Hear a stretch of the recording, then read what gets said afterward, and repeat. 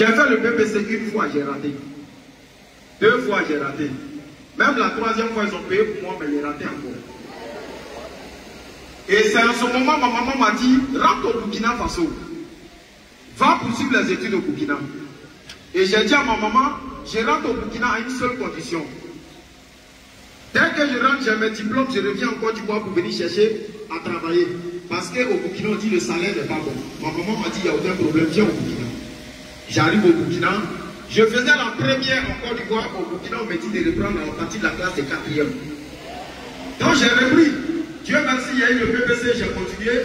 Et c'est dans ça, mon leader même n'avait même plus mon contact. Il ne savait même plus comment faire pour entrer en contact avec moi. Et il allait sur les réseaux sociaux, c'est là il m'a envoyé une invitation, j'ai accepté. Il m'a demandé mon numéro, je l'ai envoyé et mon leader m'a appelé en même temps pour cette activité. Mais quand il a dit le montant qu'il fallait payer pour cette activité, j'ai posé une seule question à mon leader. J'ai dit, cite-moi le nom d'une seule personne dans ma famille qui peut avoir cette somme. Mon leader est resté silencieux au téléphone et il me dit ceci. Il dit, cette activité n'est pas seulement faite pour des gens qui sont riches, mais elle est faite pour des personnes qui ont envie de changer leur condition de vie. Une autre question, entre le pauvre et les riches qui a besoin d'argent. J'ai dit, c'est le pauvre. Il dit, c'est parce que tu es pauvre que tu dois commencer cette activité. Parce que vous savez, le business que nous sommes en train de faire, beaucoup de directs aujourd'hui, leur problème c'est quoi? N'ayez jamais peur de perdre des prospères, parce qu'en ayant peur, c'est une manière de dire, sans eux, vous n'allez pas devenir quelqu'un. Ce business, moi, j'ai toujours dit ceci. Même si dans le pays où tu es, il y a 2 personnes, ou bien personne, tout le monde refuse de faire le business avec toi. Si tu crois en Dieu, tu crois en toi, tes 2 vont quitter ailleurs avec eux, tu vas faire le business. Tu vas faire le business. Et moi, c'est ce que j'ai mis dans la tête. Lorsque tu viens démarrer cette activité, le nombre de temps que tu mets avant d'accepter le business, c'est le même nombre de temps que tu mets avant de référer. Beaucoup de personnes viennent, mais en réalité n'ont pas encore accepté de faire le business. C'est ce qui fait que ces personnes continuent de souffrir dans le business. Moi, quand mon leader m'a référé, ils sont venus me présenter le business. Au début, je ne voulais pas faire l'activité. Parce que je me disais, comment j'allais faire pour référer 2?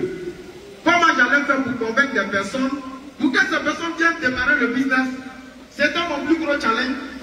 Voici mon premier direct qui est assis dans la salle. Je l'ai appelé. Je lui ai dit, je viens de commencer Q-Net. Il dit, c'est quoi Q-Net? Je lui ai dit, c'est qui est sûr, c'est bon. Il dit, il n'a pas l'argent. J'ai dit, va voir ta maman. Il allait voir sa maman dit, mais qui t'a dit? Qui t'a parlé de Q-Net? Il dit, c'est Soma. Sa maman dit, si c'est Soma, prends l'argent, va démarrer l'activité. C'est comme ça qu'il a fait mon premier partenaire dans le business. Et vous savez, quand j'ai référé mon premier partenaire dans l'activité, pour moi, c'était déjà fini. Quand je viens au bureau, j'ai cherché à des personnes qui n'ont pas encore les 2 partenaires et je leur demandé comment ces personnes faisaient pour ne pas avoir les 2. Parce que moi, je venais de référer une personne. Et la deuxième personne que j'ai mis dans cette activité, c'est moi. Ça a été ma maman. Je l'ai référé dans cette activité et après, j'ai référé un ami pour pouvoir continuer l'activité. Mais on a eu tous les problèmes quand on a démarré le business, c'est que les gens appellent challenge. Il y a vous dire quelque chose. Les challenges, ce n'est pas une destination finale, c'est des escales. Ce business, celui qui prie Dieu pour ne pas avoir challenge, la seule solution, c'est de mourir. Parce que tu ne veux que tu ne veux pas, tu auras des challenges. Et derrière chaque challenge, il y a un succès. Derrière chaque challenge, il y a une opportunité.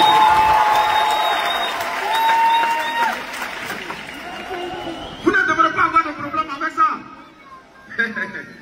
Vous ne devrez pas avoir de problème. On est venu ici en Côte d'Ivoire, on développait l'activité.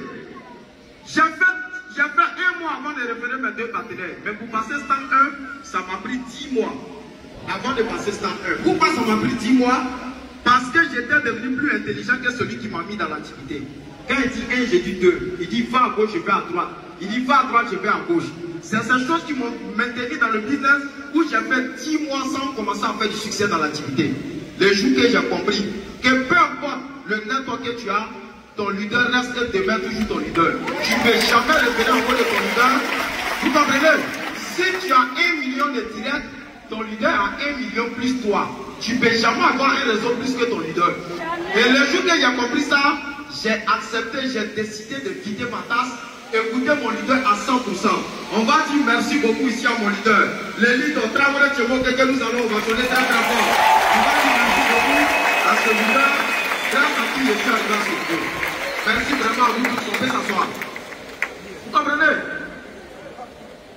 Quand il a démarré le business, les gens sont allés dire dans mon village que je suis le propriétaire des cunettes. Ma maman pleurait chaque jour. Il faut arrêter cette activité.